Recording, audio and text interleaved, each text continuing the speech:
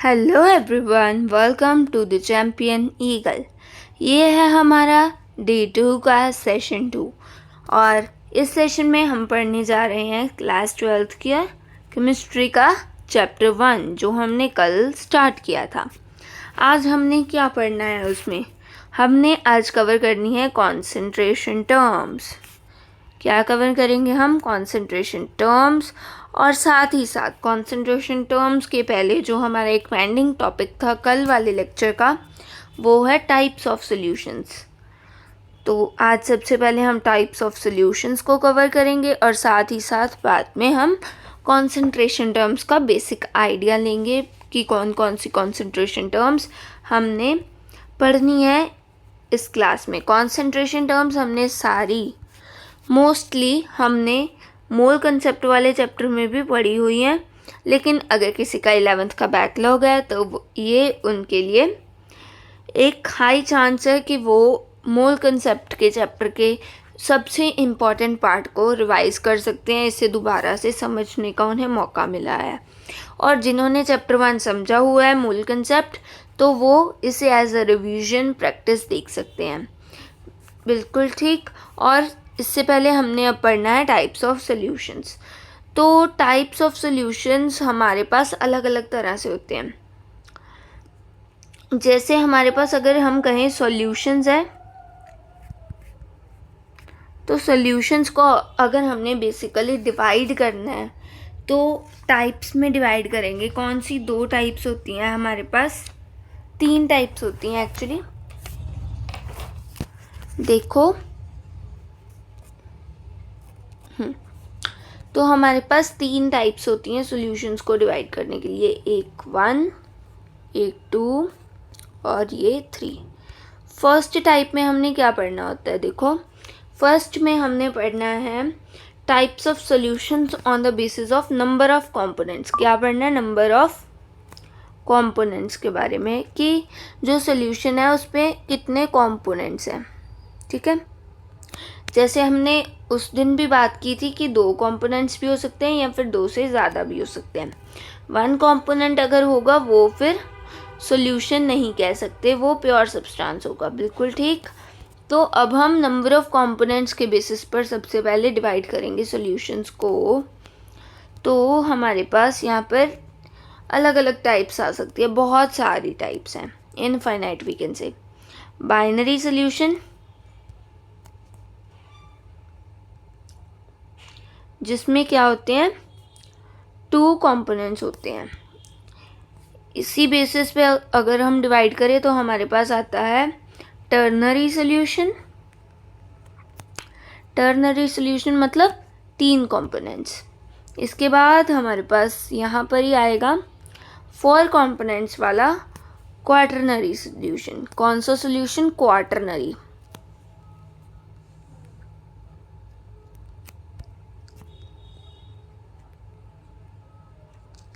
इसमें कितने कंपोनेंट्स होंगे? 4। और इसी तरीके से 5 कंपोनेंट्स भी हो सकते हैं, 6 कंपोनेंट्स भी हो सकते हैं। जितने कंपोनेंट्स होंगे उस हिसाब से हम नेमिंग करते हैं, लेकिन हमें इतने नेमिंग की ज़रूरत नहीं है। 4 कंपोनेंट्स तक हमें नीडेड है, रिक्वायर्ड है। तो यहाँ तक हमारा हो गया बाइनरी, टर्नरी और क्वाटरनरी सॉल्यूशंस। ये क्या है? टाइप्स ऑफ सॉल्यूशंस है। किसके बेसिस पर? नंबर ऑफ कंपोनेंट्स के बेसिस पर।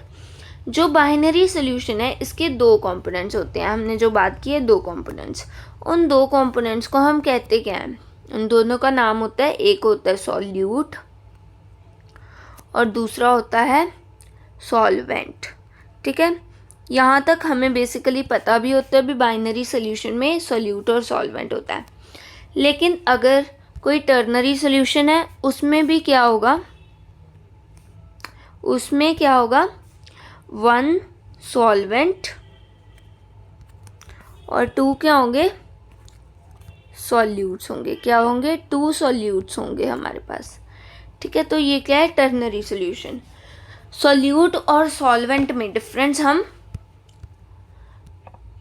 बाद में पढ़ेंगे, पहले हम सभी टाइप्स को कवर कर लें। ठीक है, तो सेकंड टाइप यहाँ पे हमारे पास आ रही है। ये देखो, किसके बेसिस पर?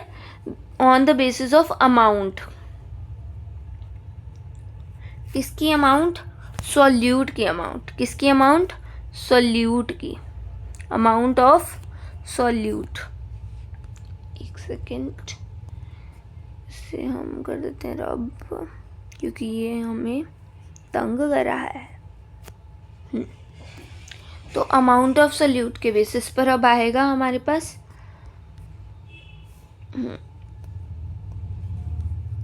अमाउंट ऑफ सॉल्यूट के बेसिस पर हमारे पास दो तरह के सॉल्यूशंस होते हैं। एक होता है डाइल्यूट सॉल्यूशन, जिसे हम DIL डॉट से रिप्रेजेंट करते हैं।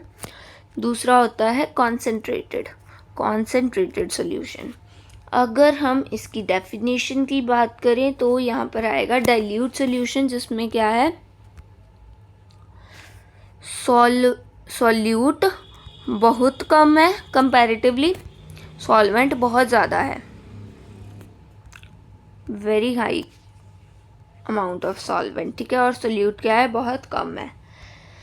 और कॉन्सेंट्रेटेड में क्या होता है, सॉल्यूट ऑब्वियसली सॉल्वेंट हमेशा ही ज़्यादा होता है, ठीक है, चाहे सॉल्यूट हो, सॉल्वेंट हो, डाइल्यूट हो, कॉन्सेंट्रेटेड हो, सॉल्वेंट हमेशा ही ज़्यादा होता है, सॉल्यूट हमेशा कम होता है। इसीलिए डाइल्यूट और कॉन्सेंट्रेटेड क्या है, रिलेटिव टर्म्स है। जैसे एक एग्जांपल से आपको समझाती हूँ मैं। जैसे मैंने लिया 100 ml वाटर, दो बीकर्स में लिया 100 ml और 100 ml। एक 100 ml बीकर में मैंने 2 ग्राम्स ऑफ सॉल्ट डाल दिया और दूसरे में मैंने कितना ग्राम डाल दिया, मान लो 10 ग्राम डाल दिया सॉल्ट का। तो कौन सा डाइल्यूट होगा और कौन सा कॉन्सेंट्रेटेड होगा?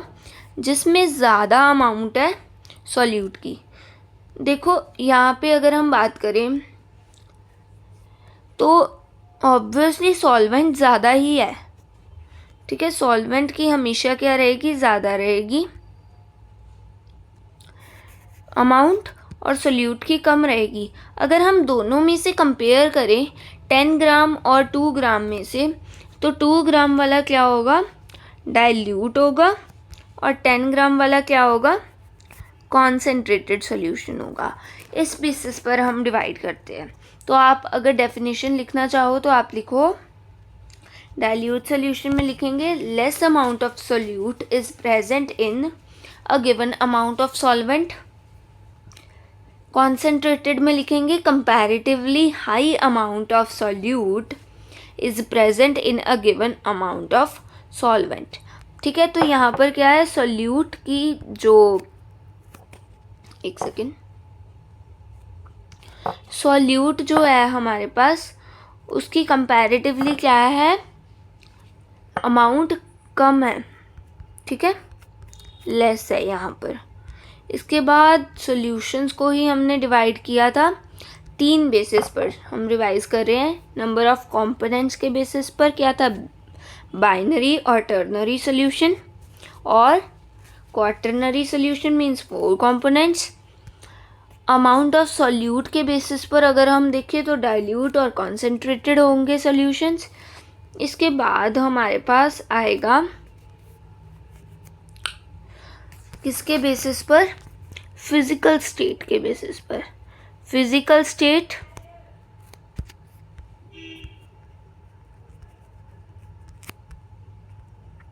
किसकी फिजिकल स्टेट होगी, सॉल्यूशन की फिजिकल स्टेट। और ये बात आपने याद रखनी है कि जो सॉल्यूशन की फिजिकल स्टेट होती है वो सॉल्वेंट की फिजिकल स्टेट के साथ मैच करती है। सॉल्यूट के साथ कर भी सकती है, नहीं भी कर सकती, लेकिन हर एक सॉल्यूशन में सॉल्वेंट और सॉल्यूशन की जो फिजिकल स्टेट होगी वो क्या होगी, सेम होगी, ठीक है। तो अब हम इसके बेसिस पर अगर डिवाइड करें तो जो हमारी नॉर्मली फिजिकल स्टेट्स होती हैं, सॉलिड, लिक्विड और गैस, वही हमारे सॉल्यूशन की फिजिकल स्टेट्स होंगी और उसी के बेसिस पर हम डिवाइड कर रहे होंगे हमारे सॉल्यूशंस को। एक सेकेंड। तो ये हमारा पूरा आज जो हमने पढ़ा है,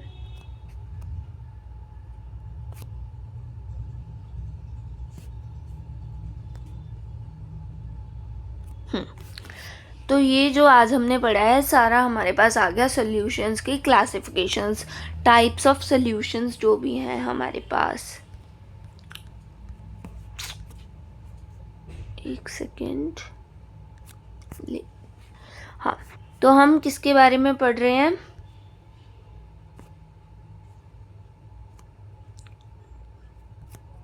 हम पढ़ रहे थे सॉल्यूशंस के बारे में।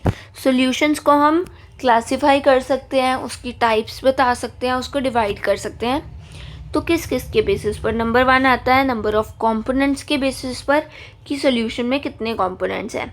अगर 2 कंपोनेंट्स हैं तो बाइनरी सॉल्यूशन, जिसमें एक होगा सोल्यूट एक होगा सॉल्वेंट। अगर 3 कंपोनेंट्स है सॉल्यूशन में तो उसे कहेंगे सॉल्वेंट और 2 क्या होंगे? सोल्यूट होंगे। जैसे आपको एग्जांपल दे देती हूँ, कल भी हमने इसी एग्जांपल की बात की थी। क्या थी? बाइनरी की हम एग्जांपल ले सकते हैं शुगर सॉल्यूशन या फिर सॉल्ट सॉल्यूशन। क्या? शुगर या फिर सॉल्ट सॉल्यूशन। टर्नरी की क्या एग्जांपल ले सकते हैं हम? शुगर और साल्ट दोनों का मिक्स सॉल्यूशन। तो यहाँ पर शुगर और सॉल्ट क्या होंगे? सोल्यूट्स होंगे। तो 2 सोल्यूट्स होंगे हमारे पास। एक क्या होगा? सॉल्वेंट होगा, जो क्या होगा? वाटर। बिल्कुल ठीक। और जो बाइनरी सॉल्यूशन है इसमें अगर शुगर सॉल्यूशन है तो शुगर सॉल्यूट होगा, अगर सॉल्ट सॉल्यूशन है तो सॉल्ट सॉल्यूट होगा, और सॉल्वेंट क्या होगा? वाटर। बिल्कुल ठीक। तो एक सेकेंड वेट करें।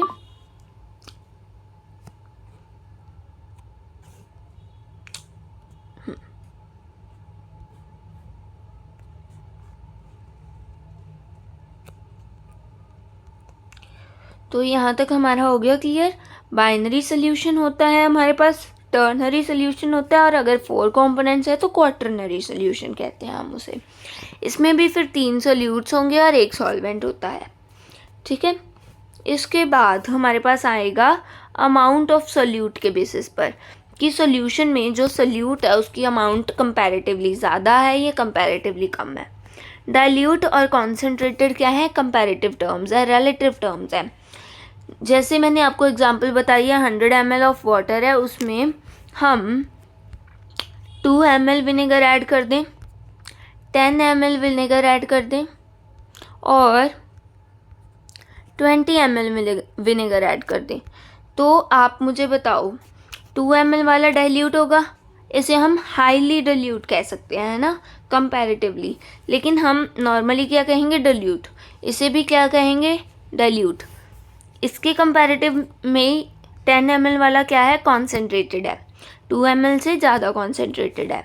लेकिन 20 ml से कम है तो इसके कंपैरेटिवली में ये डाइल्यूट है और ये क्या है? कॉन्सेंट्रेटेड।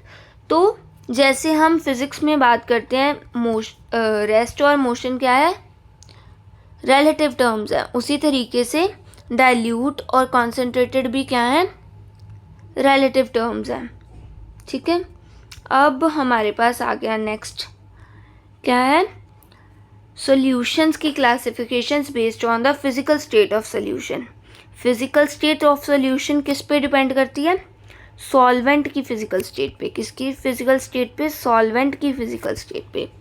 जो सॉल्वेंट की फिजिकल स्टेट होगी वही सॉल्यूशन की फिजिकल स्टेट होगी। तो यहाँ पे हमारे पास क्या आएगा?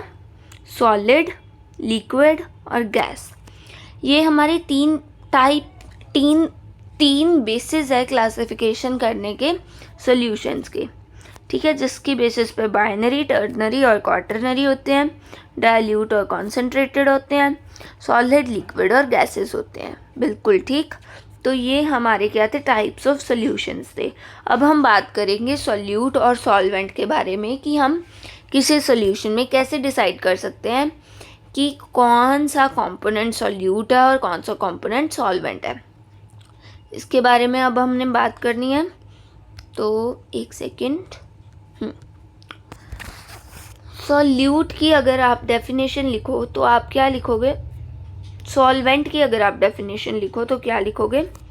सॉल्वेंट क्या होगा? कंपोनेंट जो क्या है? लार्ज क्वांटिटी में प्रेजेंट है। किस क्वांटिटी में? लार्ज क्वांटिटी में।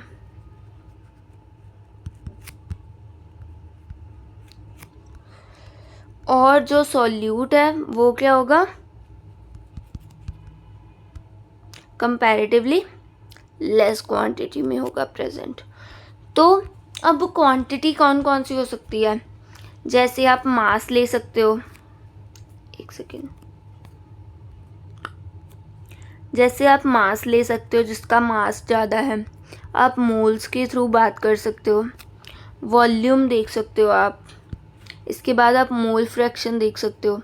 जो भी हम कॉन्सेंट्रेशन टर्म्स पढ़ेंगे ना, उनके बेसिस पे आप बात कर सकते हो कि कौन सा कंपोनेंट ज़्यादा है, कौन सा कंपोनेंट कम है हमारे पास। जो कम है उसे हम सॉल्यूट कहेंगे, जो ज़्यादा है उसे हम सॉल्वेंट कहेंगे। बिल्कुल ठीक। इसके बाद अब हमने बात करनी है जो कॉन्सेंट्रेशन टर्म्स हैं उनके बारे में, ठीक है। तो कॉन्सेंट्रेशन टर्म्स होती क्या है, कुछ टर्म्स, कुछ जो हम फॉर्मूले यूज़ करते हैं, कुछ जो हमने बेसिकली अपनी तरफ से बनाए हैं, रिलेटिव टर्म्स हैं, जिनके थ्रू हम कॉन्सेंट्रेशन की बात कर सकते हैं कि कितना कॉन्सेंट्रेटेड है सॉल्यूशन, कितना डाइल्यूट है सॉल्यूशन, कितनी कॉन्सेंट्रेशन है सॉल्यूट की सॉल्यूशन में, उसे हम मेजर कर सकते हैं। उन्हें हम क्या कहते हैं, कॉन्सेंट्रेशन टर्म्स कहते हैं। कॉन्सेंट्रेशन टर्म्स को अगर हम बेसिकली डिवाइड करें तो हमारे पास क्या आएगा, परसेंटेज टर्म्स, ठीक है। इसके बाद हमारे पास आएगा फ्रैक्शन टर्म्स,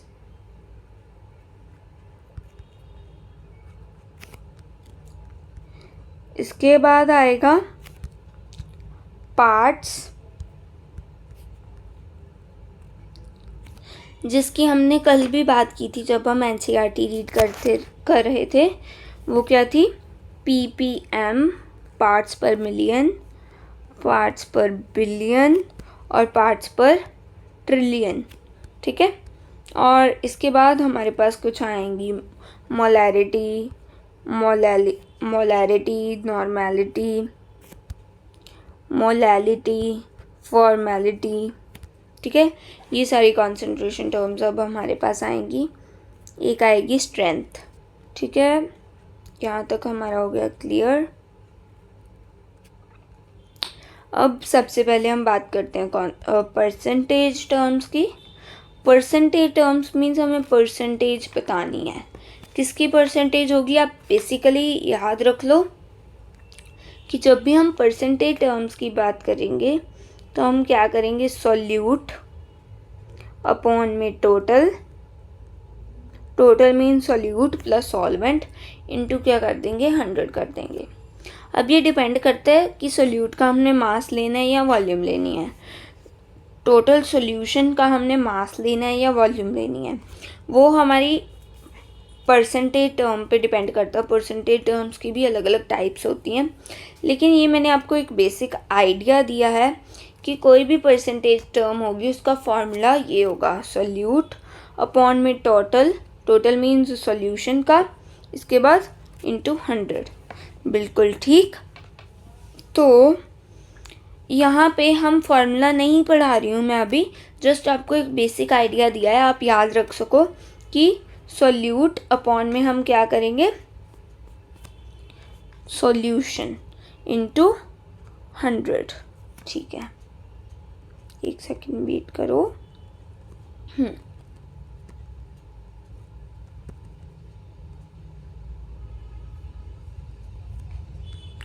तो यहाँ तक हमारे पास आ गई परसेंटेज टर्म्स। अब हम परसेंटेज टर्म्स की टाइप्स को पढ़ेंगे। टाइप्स में हमारे पास आई है मास परसेंटेज, वॉल्यूम परसेंटेज, इसके बाद हमारे पास आएगी मास बाय वॉल्यूम, नहीं इसे m बाय v मत लिखो, m हमारे जो हम यूज़ करते हैं कन्वेंशन से वो मोलर मास को रिप्रेजेंट करता है, तो हम w लिख लेंगे, w बाय v, w होता है गिवन मास। तो हमने यहाँ पे गिवन चीज़ों को यूज़ करना है, मोलर मास मोलर वॉल्यूम को नहीं यूज़ करना, ठीक है। गिवन मास और गिवन वॉल्यूम को यूज़ करना है। और लास्ट क्या है, वॉल्यूम बाय मास। ये हमारे पास चार क्या है, कॉन्सेंट्रेशन टर्म्स है, परसेंटेज टर्म्स है, mass percentage, volume percentage, mass by volume percentage, volume by mass percentage. बिल्कुल ठीक। तो अब देखो मास परसेंटेज है, इसे हम एक और नाम दे सकते हैं, क्या है, W/W परसेंटेज, या फिर इसे हम कहते हैं बाय मास। क्या कहते हैं, बाय मास। और सिमिलरली वॉल्यूम को हम क्या कहेंगे, वॉल्यूम परसेंटेज, V/V, या फिर हम कह सकते हैं बाय वॉल्यूम। क्या कहेंगे, बाय वॉल्यूम। बिल्कुल ठीक, यहाँ तक भी हमें क्लियर हो गया, इजी है।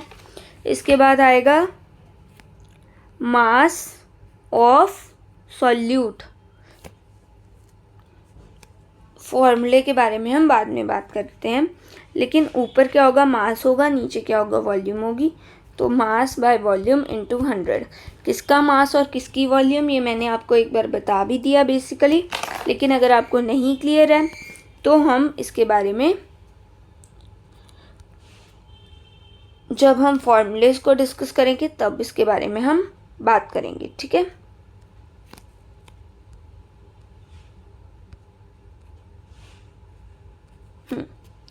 तो यहाँ तक हमारा हो गया।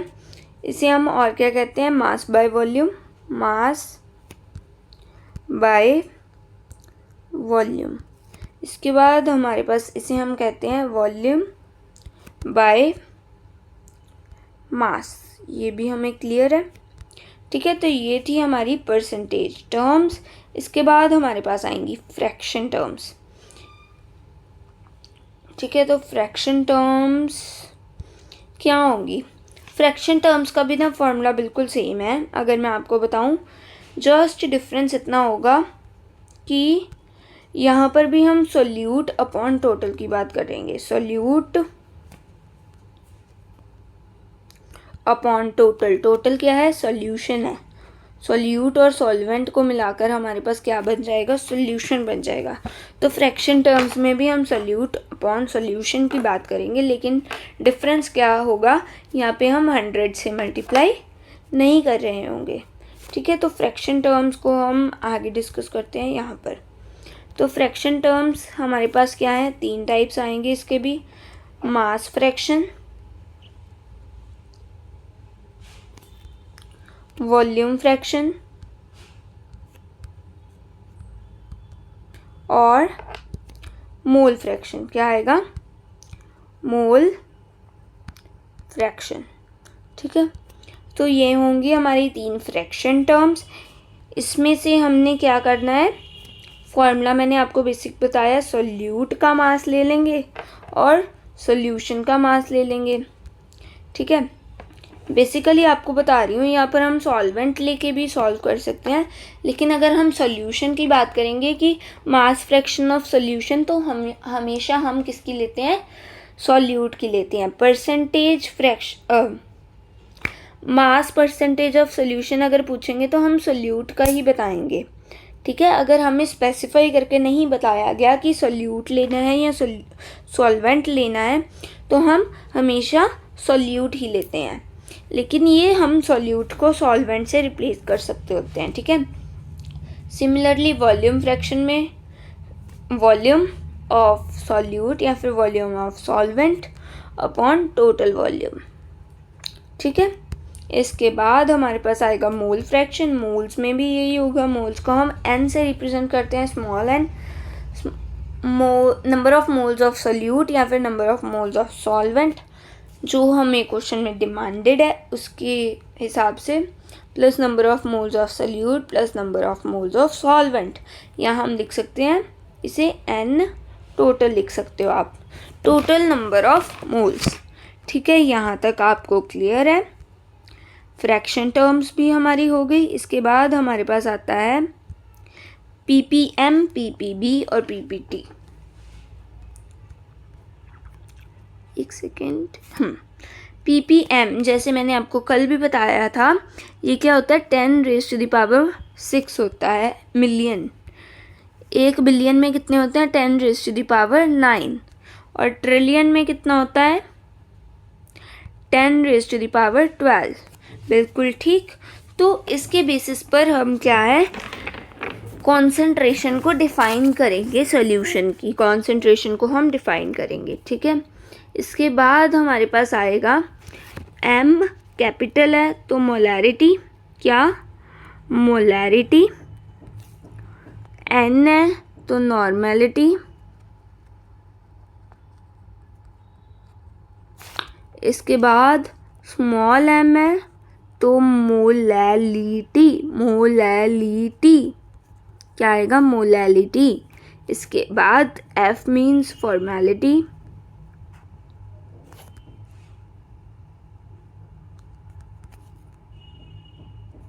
इसके बाद S मीन्स स्ट्रेंथ।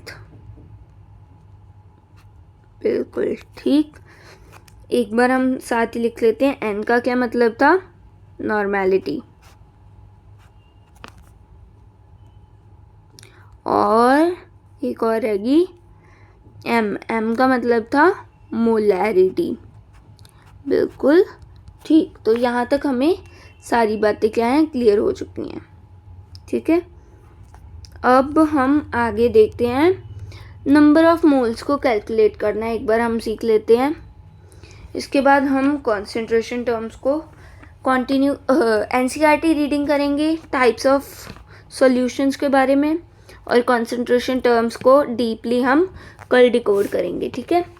तो अब हमारे पास आता है number of moles. Number of moles हम कैसे फाइंड करते हैं, नंबर ऑफ मोल्स क्या है नंबर ऑफ मोल्स, इसे हम N से रिप्रेजेंट करते हैं स्मॉल n, और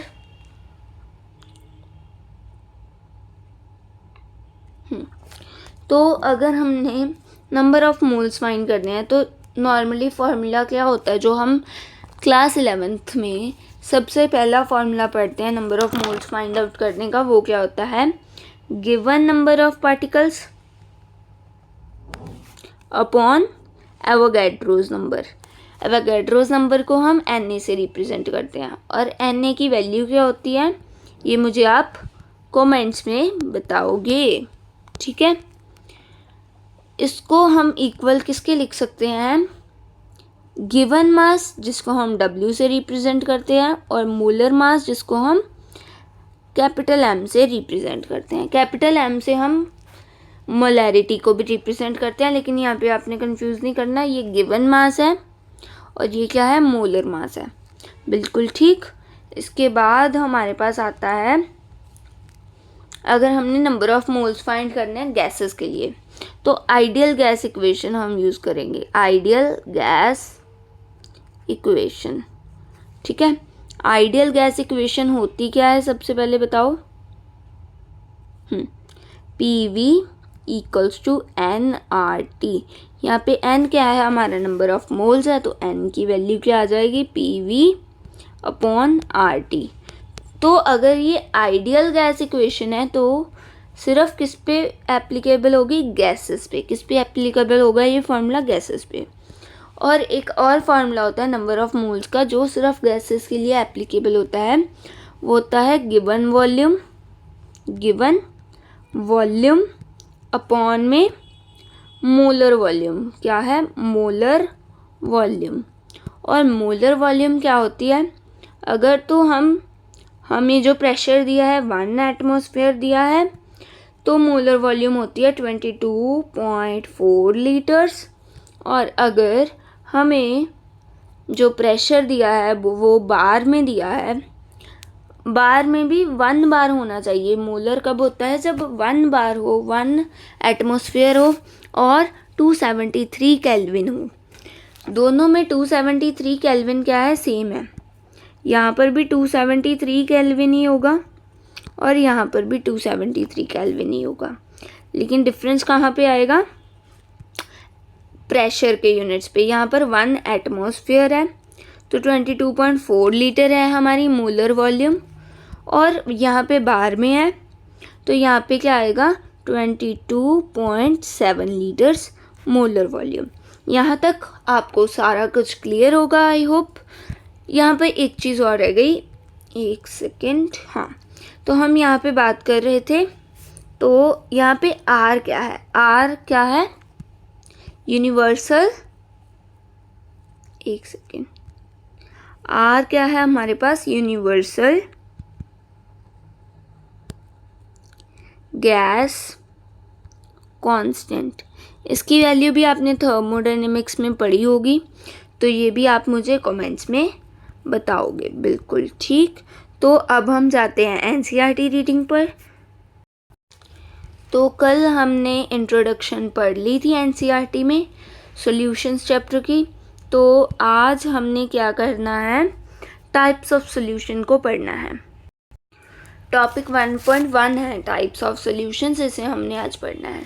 क्या कह रहे हैं? Solutions are homogeneous mixture. ये हमने कल डेफिनेशन पढ़ ली थी। होमोजीनियस मिक्सचर होता है, मिक्सचर किसके? मिक्सचर के दो टाइप्स होते हैं, कल हमने डिस्कस किया था, होमोजीनियस और हेट्रोजीनियस। सॉल्यूशन क्या है? होमोजीनियस मिक्सचर है ऑफ टू और more than two components. By homogeneous mixture we mean that its components and its properties are uniform throughout the mixture. Generally the component that is present in largest quantity. Generally कहा है, कुछ exceptions भी हो सकती है, ठीक है। तो largest quantity में क्या होता है? solvent होता है। solvent determines the physical state in which the solution exists। मतलब जो सॉल्यूशन है उसकी फिजिकल स्टेट किस पे डिपेंड करती है? सॉल्वेंट की फिजिकल स्टेट पे, मैंने आपको बताया था, ठीक है। सॉल्यूट के साथ सेम हो भी सकती है, नहीं भी हो सकती, लेकिन सॉल्यूशन के साथ, सॉल्वेंट के साथ सॉल्यूशन की जो फिजिकल स्टेट है वो सेम रहेगी। जैसे हम फिर से शुगर सॉल्यूशन की बात करें तो शुगर सॉल्यूशन क्या होता है? लिक्विड होता है। इसमें सॉल्वेंट क्या था? वाटर। वाटर क्या था? लिक्विड।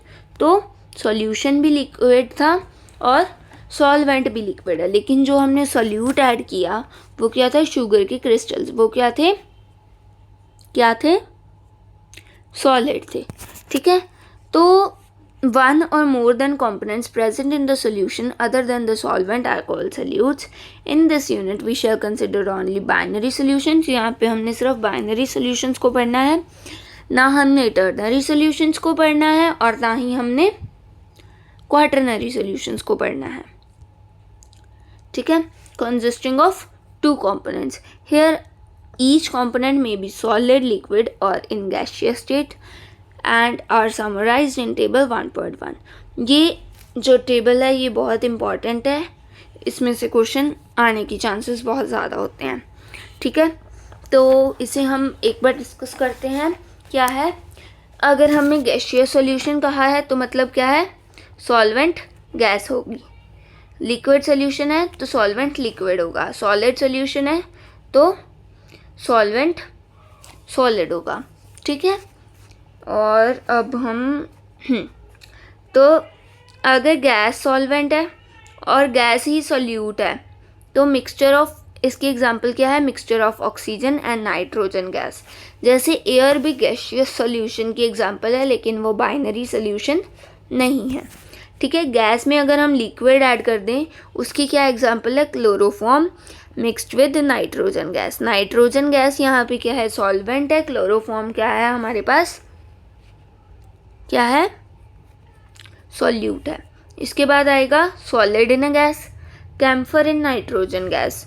कैम्फर क्या होगा? सॉल्यूट होगा और नाइट्रोजन गैस क्या होगी? सॉल्वेंट होगी। यहाँ पे हमारे पास लिक्विड सॉल्यूशंस में oxygen dissolved in water, ethanol dissolved in water.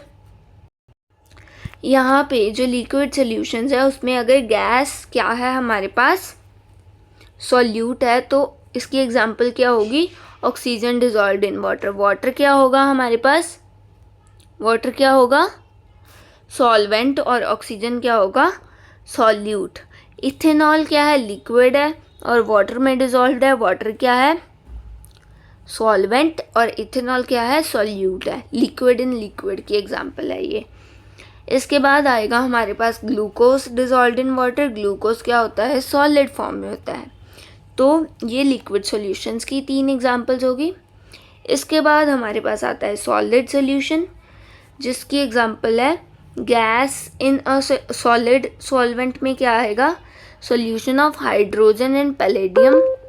ठीक है, पैलेडियम जो क्या है एक मेटल है, उसमें क्या है हाइड्रोजन ऐड किया है, तो ये क्या होगा, सॉलिड सॉल्यूशन होगा किसका, जिसमें सॉल्यूट क्या है, गैस है। इसके बाद amalgam of mercury with sodium. ठीक है, तो सोडियम क्या है, सॉल्वेंट, और मरकरी क्या है, ये भी एक मेटल है लेकिन ये रूम टेम्परेचर पे लिक्विड स्टेट में एग्जिस्ट करता है, तो ये क्या है, लिक्विड एंड सॉलिड का एग्जाम्पल बनता है, अमलगम होती है मरकरी की। इसके बाद आएगा सॉलिड इन सॉलिड, उसमें आएगा कॉपर डिसॉल्व्ड इन गोल्ड। यहाँ तक हमें क्लियर है। इसके बाद हम कॉन्सेंट्रेशन टर्म्स की इंट्रोडक्शन पढ़ लेते हैं यहाँ तक, और जो कॉन्सेंट्रेशन टर्म्स हैं उन्हें हम कल डिस्कस कर रहे होंगे। Composition of a solution can be described bye expressing it's concentration. ठीक है, कॉन्सेंट्रेशन के साथ ही हम उसकी कॉम्पोजिशन को डिस्क्राइब कर सकते हैं कि कितना सॉल्यूट है और कितना सॉल्वेंट है comparatively. The latter can be expressed either quantitatively or qualitatively. For example, qualitatively we can say that the solution is dilute, that is relatively small quantity of solute. Qualitatively मतलब क्या है, उसकी quality में बात करेंगे।